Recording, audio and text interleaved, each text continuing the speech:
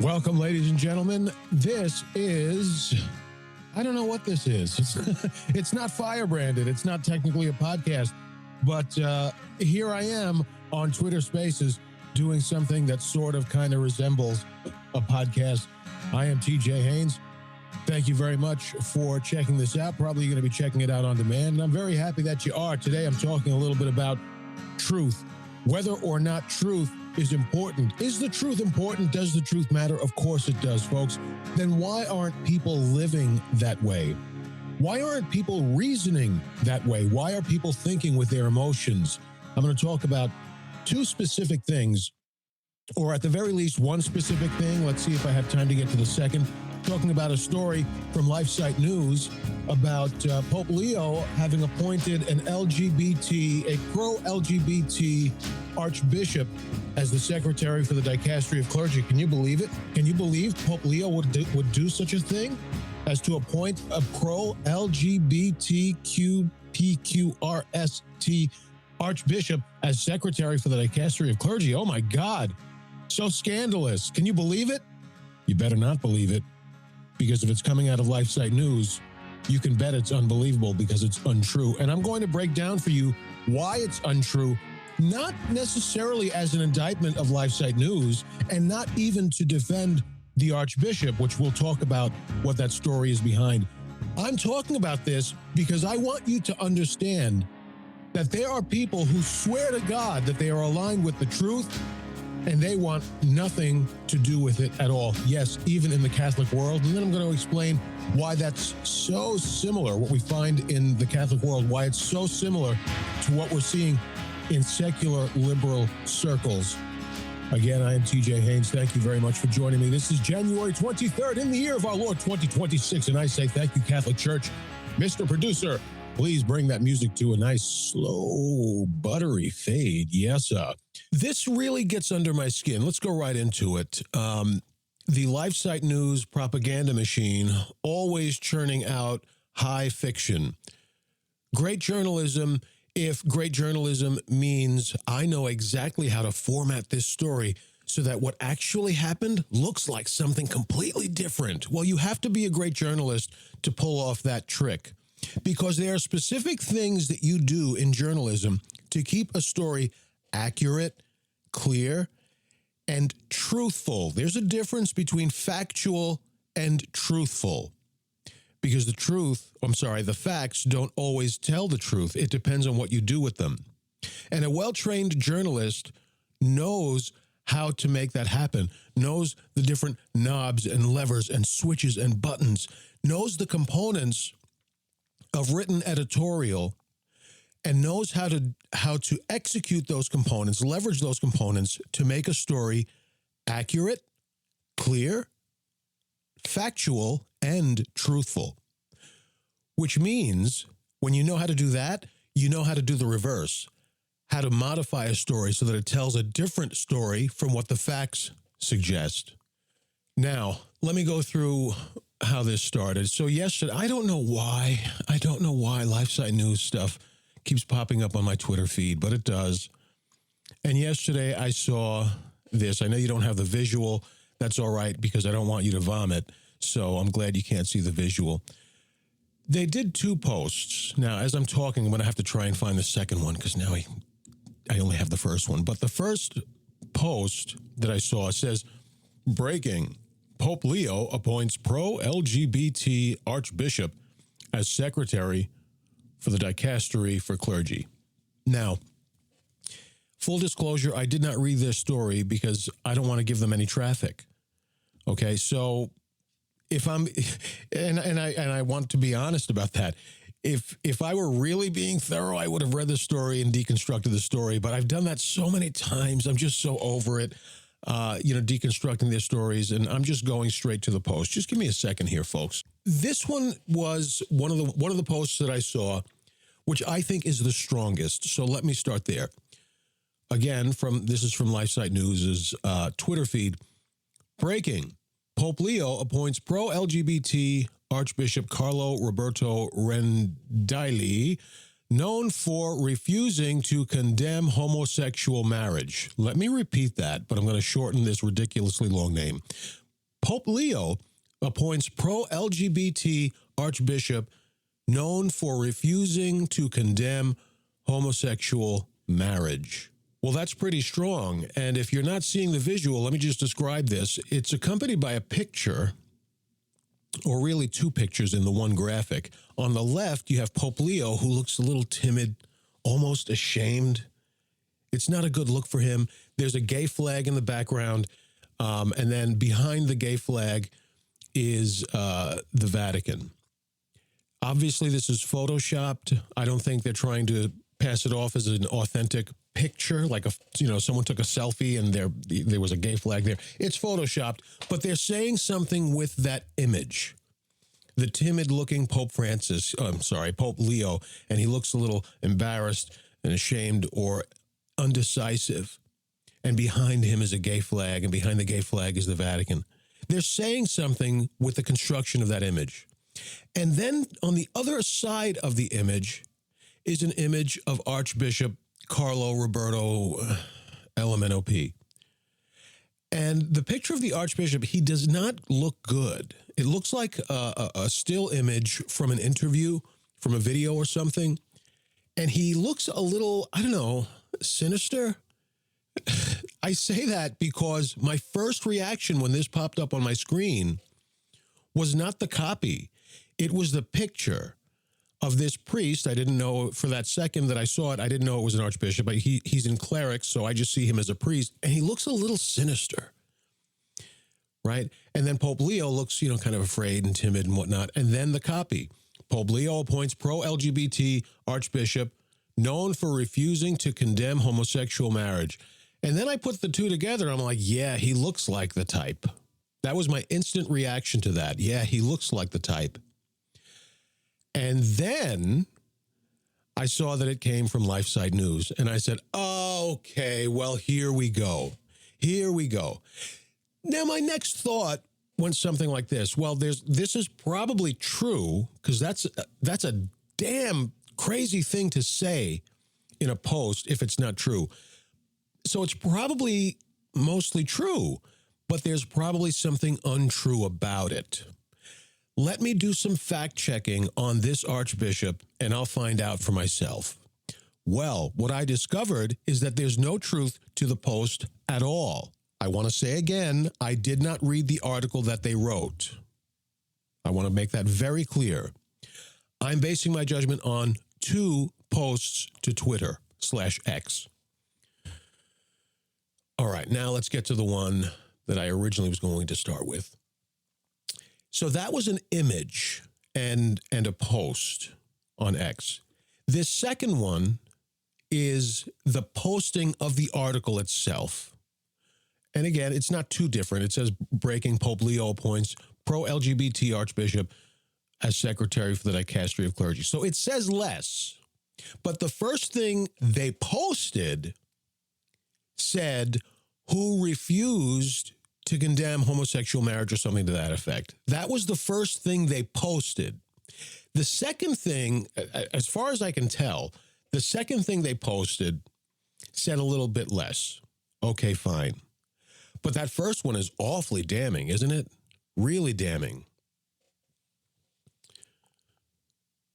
Pope Leo appoints pro-LGBT who refused to condemn homosexual marriage. Well, let me tell you what the facts are. And I'm going to, so that this flows, I'm going to read basically what I posted to Twitter in response to this. So if it sounds like I'm reading a script, it's because I am.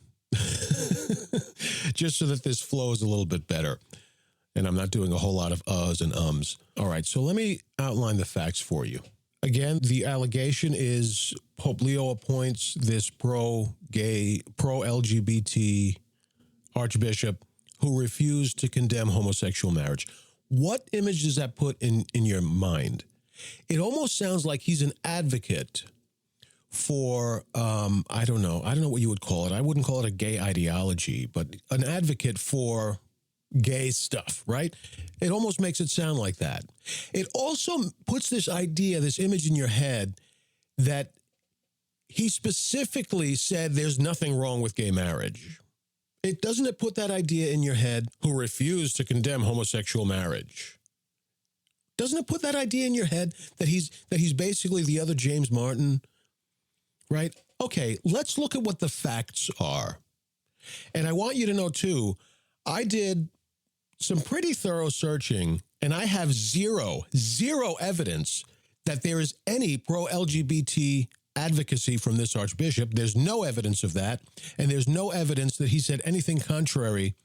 Not only did he not say anything contrary to the church's teaching on marriage, he didn't say anything positive or affirming or supportive of same-sex unions. I have found no evidence of that. Let's get to the facts. Why is LifeSite News saying this then? Here's the facts. In 2017, a local leader of the Catholic Scouts entered a civil same-sex union. Parish priest Father Francesco publicly asked this guy, whose last name is D.I., but I'm just going to kind of replace that because that's like a ridiculous thing to say. So Father Francesco, the parish priest, asked the guy who entered into the same-sex civil union, asked him to step down as scout leader. Makes sense, right? Parishioners and clergy looked to Archbishop Carlo Maria Rendelli to resolve the situation, with many of them expecting a clear decision removing the scout leader from leadership. Let me pause there. This is not a clean-cut situation or scenario, because you're talking about the Scouts. That's a separate organization.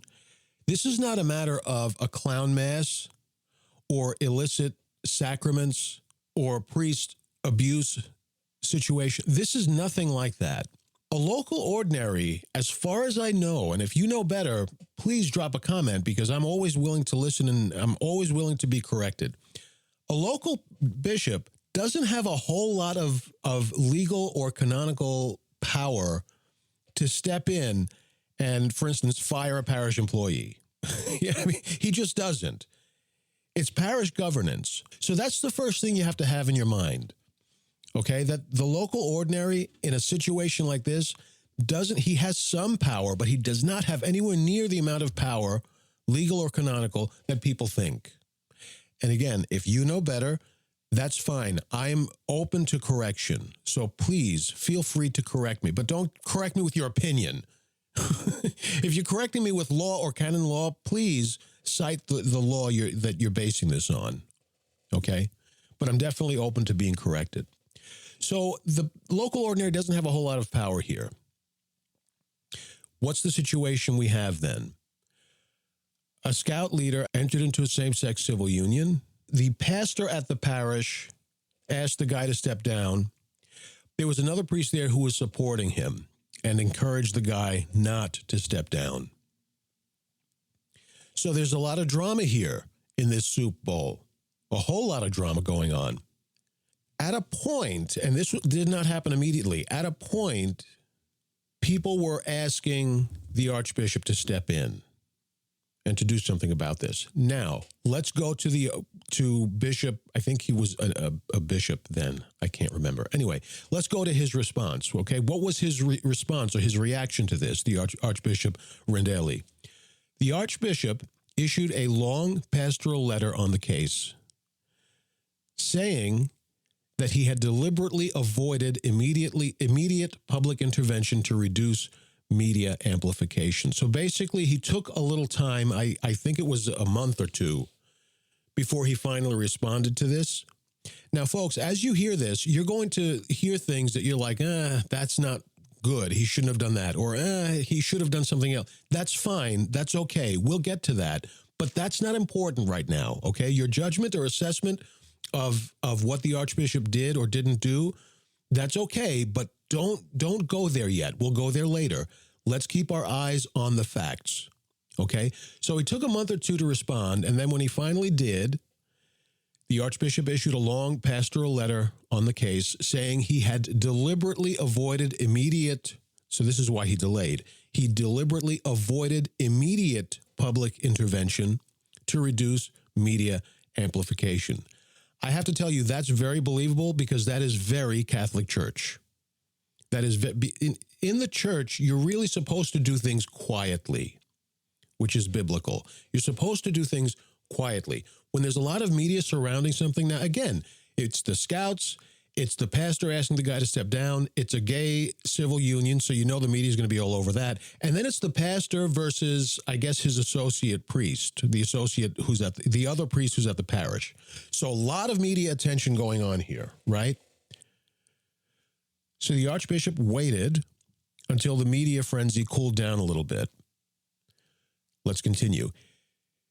The Archbishop called for discernment and patience, inviting the priests, the scouts, and lay leaders to a shared reflection on how to handle the situation and to seek any aspects of grace that might be present even in a divisive event. Now, he's basically telling the two priests, the scouts, and the scout leader, figure it out peacefully, prayerfully.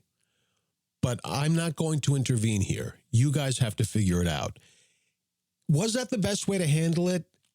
I'm on the outside looking in, so I'm not in the situation. From my perspective, on the outside looking in, I think the bishop should have done more than that. Maybe encouraged the guy to step down himself, like, privately, really as a priest to a layperson. Encourage the guy to step down, or I don't know. I don't know what he could have, or made a public statement saying, the thing is, when you're a lay leader in a Catholic parish, you have to be living what you claim to believe. In this case, Mr. D is not doing that. And so it is appropriate to step down. If he really cares about these kids, and if he really cares about the church, that is what I would expect him to do, is to step down. I think the Archbishop should have done at least that, but in a situation that's this heated and this layered, sometimes even that can be a little problematic. Not from my perspective, but from the perspective of some bishops. They don't want to touch a hot potato that's really that hot. Is that a good thing or a bad thing? Well, I don't think it's a good thing. I'm just telling you how it is. Okay? Let's continue. So he calls for discernment. He asked all of the parties to figure it out on their own. So he did not support this gay civil union, and he also did not condemn it. Why? Let's ask him. Why did you neither support nor condemn it? He explicitly refused the role of judge. He refused the role of judge, choosing neither to issue a formal condemnation nor to offer what I wrote here was absolution, an absolution of the situation. Okay. I think that's enough. There are other points. I have like 5 or 6 other points, but here's what I'm trying to say. Those are the facts. What you do not have is LGBT advocacy. What you do not have is an archbishop being asked about gay marriage and refusing to condemn it. That's not what you have here. What you have here is a very complicated situation at a parish. And I'll say also, probably the Archbishop got involved more than what we're seeing, right? He probably had a lot of conversations with the pastor, probably had a lot of conversations with the other priest. We don't know what happened behind closed doors, folks. But all we can do is judge what we see. And what we see is not an archbishop who refused to condemn homosexual marriage. Because what image does that put in your head? He refuses to condemn it because he supports it. That's the image that puts in your head. But is that what the facts tell you? That is not what the facts tell you. What the facts tell you is that he refused to get involved in a situation of a parish employee who entered into a same-sex civil union. That's really what happened. This is really not about the gay marriage or the gay civil union. That's not what this situation is about at all. This is about a private volunteer who is supposed to be living what he believes and then did something contrary to that. The something was he entered into a gay civil union. So the gay civil union is a component here, but it is not the center. The center here is a dispute between a parish, the scouts, and 2 parish priests. That's at the center. The gay civil union is a component, kind of on the side. It's kind of an incidental component. It's operative, but it's incidental. It's not the center of the attention here. But LifeSite News makes it look like it's the center of the attention. So to conclude that point, I'm going to read what I wrote here. Whether you think the Archbishop should have intervened or not is irrelevant. I think he should have, but that's irrelevant. The point is this. Put the facts of the matter against LifeSite News' claim. Do they match? No, they do not. Do they meet in the middle? No, they do not.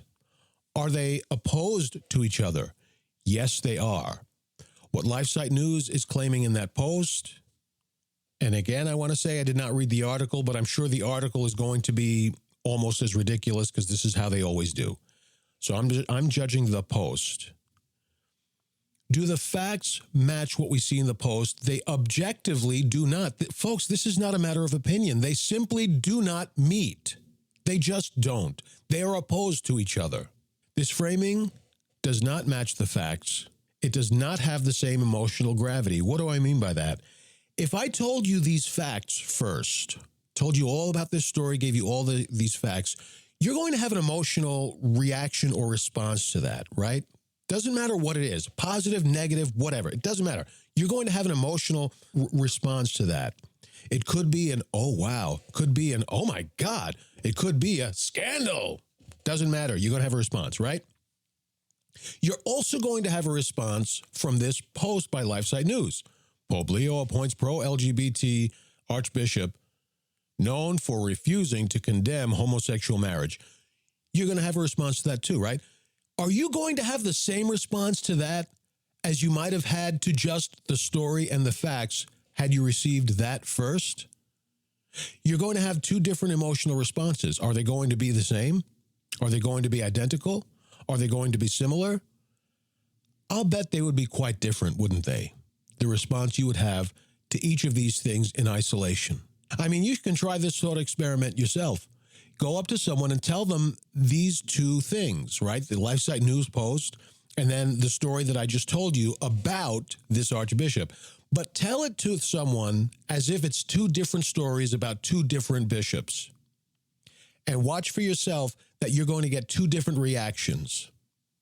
Two very different reactions. It wouldn't shock me at all, and it shouldn't shock you, if they say something like, boy, that Archbishop who refused to condemn homosexual marriage, that's much worse than that other guy who just didn't want to get involved because he wanted the parish to figure it out.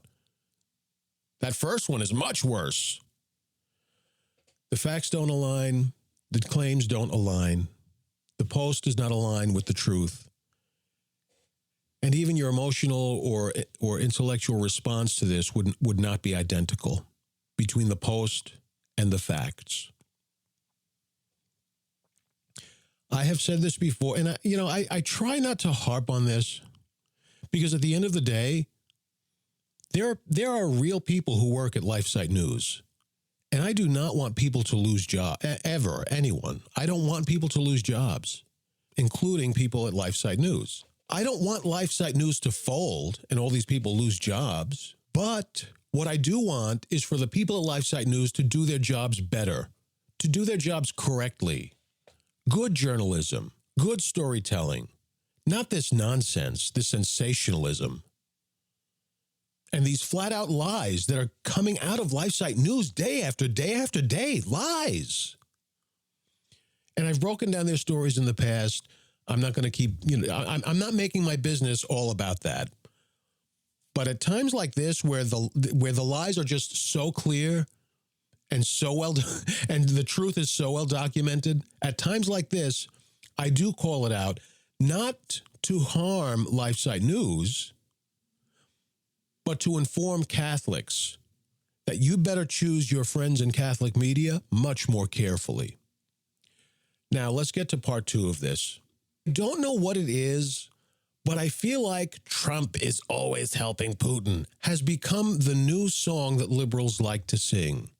Because they've always kind of chattered that sort of thing. Even some conservatives have in the past, since Donald Trump's first term. But I feel like it's been coming up a lot. Recently, I had an exchange with someone on Substack Notes, not heated, but it was an argument. So that was the environment of this conversation. It was adversarial.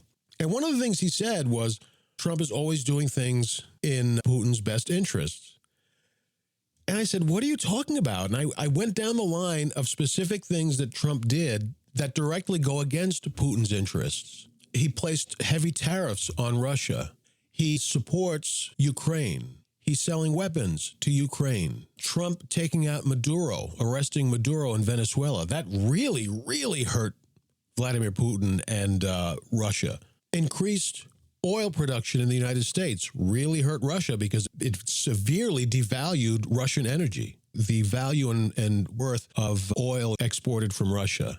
And I went on, a list of about 7 or 8 things just off the top of my head, things that not just maybe sort of might have, could have hurt Vladimir Putin and Russia. No, these were things that directly worked against Putin's interests and Russia's interests. 7, 8 things I think I listed. And I said, okay, now it's your turn. Tell me specific things Donald Trump did that worked in Russia's interests. And the response came back. He deleted the response, so I can't read it to you, but it came back something like this. He and his cronies are chipping away at democracy. Okay, let me pause there. My problem with that, first, it's an abstraction. There's nothing specific in there. Who are these cronies? How are they chipping away at democracy? And how does that help Russia? Because I don't see it. First of all, that claim is an assessment. He and his cronies are chipping away at democracy. Well, that's your assessment. Okay, that's fine. What is that based on? You have to tell me the actions, and then you have to tell me how that works in Russia's interests or in Putin's interests. Because that's what I did. I gave him a list of 7 or 8 things, and I specifically, concisely listed why this goes against Russia's interests. And I was simply asking him to do the same thing. He listed about 4 things, long paragraphs of things. Okay, that's fine. I was able to do that much more concisely, but okay. He listed about 4 things, long paragraphs. Each and every one of them were these weird, broad abstractions of things, but nothing specific. All of them ridiculous, too, I have to say. That was one of my reactions to it. But okay, I'm trying to give this guy the benefit of the doubt. Nothing specific, absolutely nothing. All of them vast stretches of imagination. And none of them, in none of these points, did he say why this works in Putin's favor, why this is in favor of Putin's interests. I calmly responded, pointing this out to him. What I just told you. I won't repeat it, but it was basically what I just told you. Not only did I not get a response, but he deleted everything in the conversation. So now I can't even read it back to you. Well, that's all well and good, except somebody pulled this nonsense on me again today. I posted to X celebrating the fact that the United States has pulled out of the World Health Organization. I have been, the 2 agencies that I have really paid a lot of attention to over the past maybe 15 years are the World Health Organization, the WHO, and the CDC, the American Centers for Disease Control. So I can tell you my experience. First of all, you never trust the CDC. Never, ever trust the CDC. That's number one, but we're not talking about that right now. The WHO is similarly so ridiculously politicized, it would floor you if you could see it yourselves.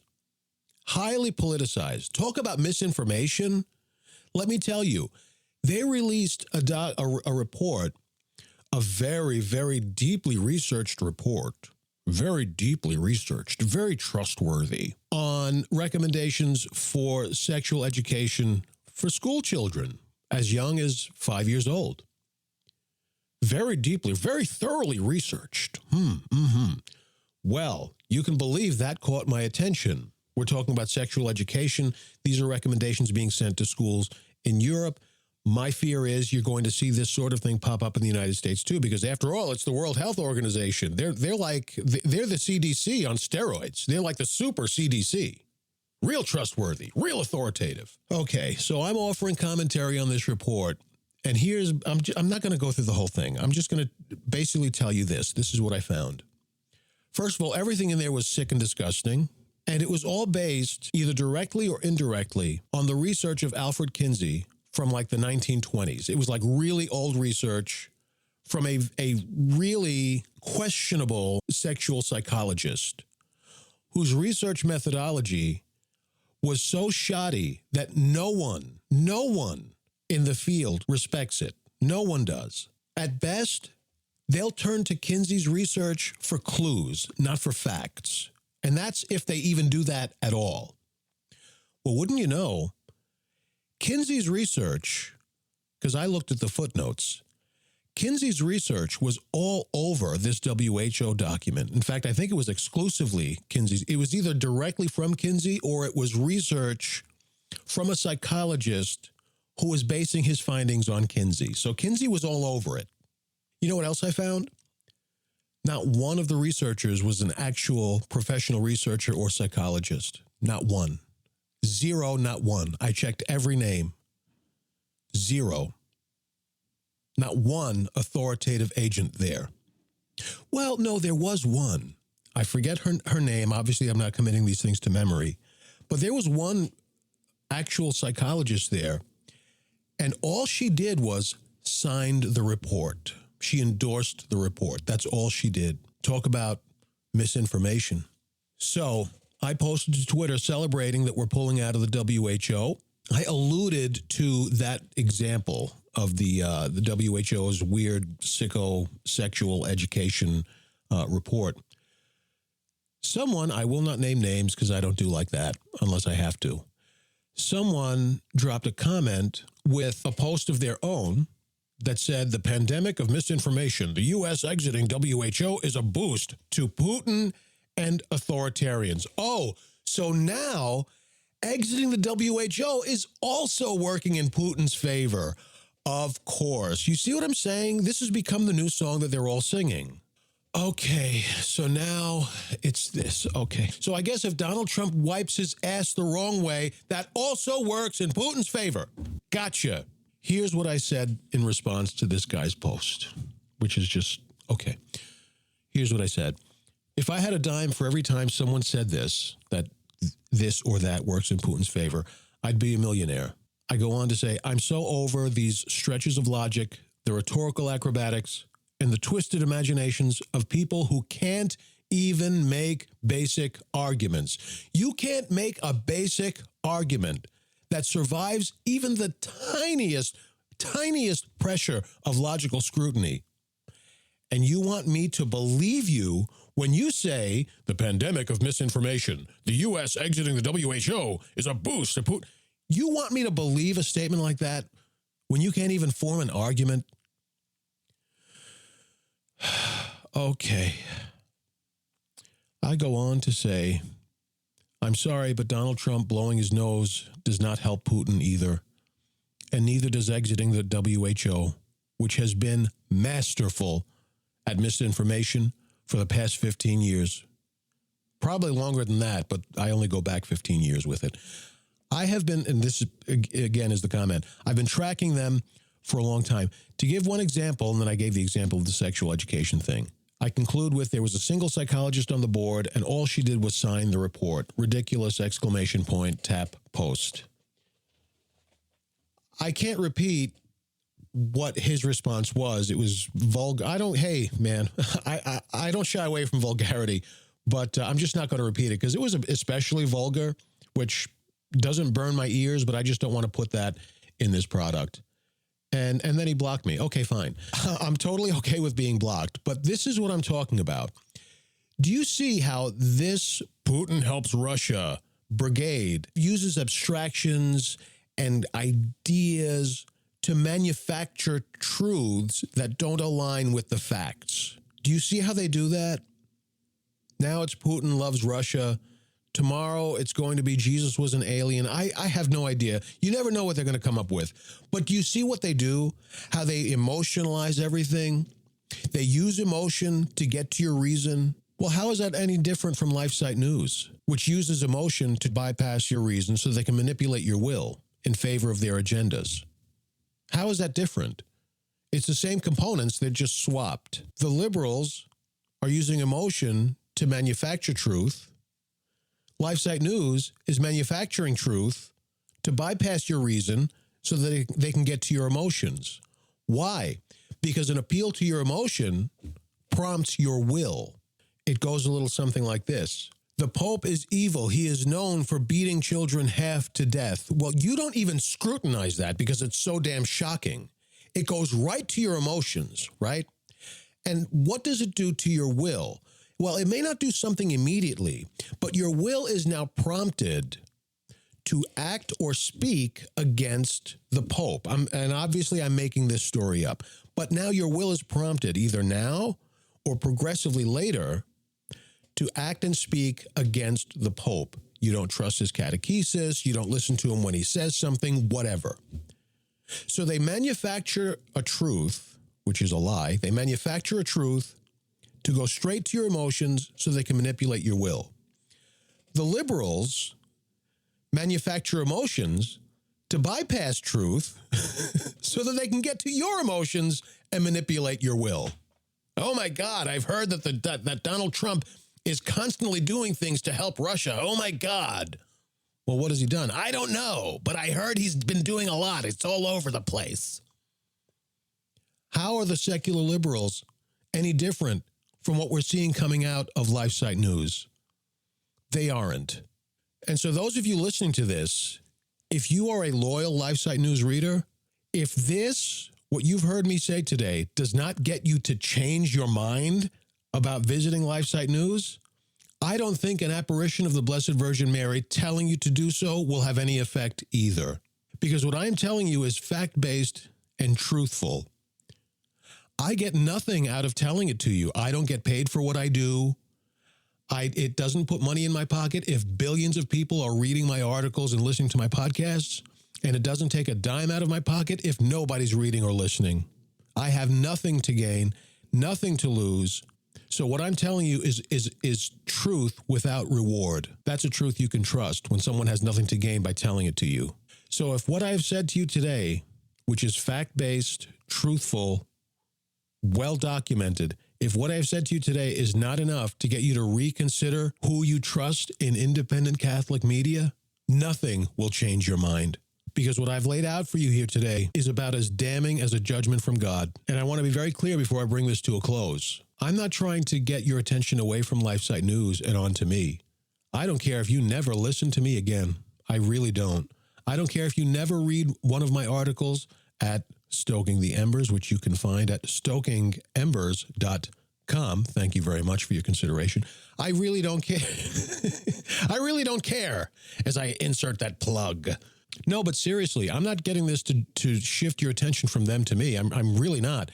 I do what I do to empower my brothers and sisters in the faith or in the church. That's what I do. That's why I do what I do. So if I get you to shift your attention away from LifeSite News, that's perfectly fine with me, whether you shift it to me or not. I don't care. That's not why I'm doing this. How is LifeSite News different from secular liberals? The people at LifeSite News go to Mass. I guess that's about the only difference. But let me tell you something. Is going to Mass enough? I've said it before and I'll say it again. The devil believes in Jesus more than you do, and the devil's in hell. My friends, truth matters or it does not. So stop kidding yourselves thinking there's a middle ground. Maybe the ends justify the means. Maybe it's okay that LifeSite News is bullshitting the masses, as long as it leads to a more faithful Catholic populace. Nonsense. Truth matters or it does not. Don't fool yourself by thinking, and I shouldn't say you and personalize it. This is true for all of us. We should not fool ourselves thinking we can hide somewhere in the gray areas where, yes, it's untruthful. Yes, it offends the truth. Yes, it's distorting people's minds. Yes, it's manipulating their wills. But maybe the ends justify the means. Nonsense. Truth matters or it does not. I am TJ Haines. You may know me as the Catholic Firebrand, or you may know me as something much, much worse. I don't know. You may not know me at all. Follow me everywhere on socials at Real TJ Haines. There's an I in there. Look at your screen. Real TJ Haines everywhere on socials. Check out Stoking the Embers. The jewel of the crown of all my work, stokingembers.com. I thank you very much for your consideration. God bless you. God be with you all. Bye-bye.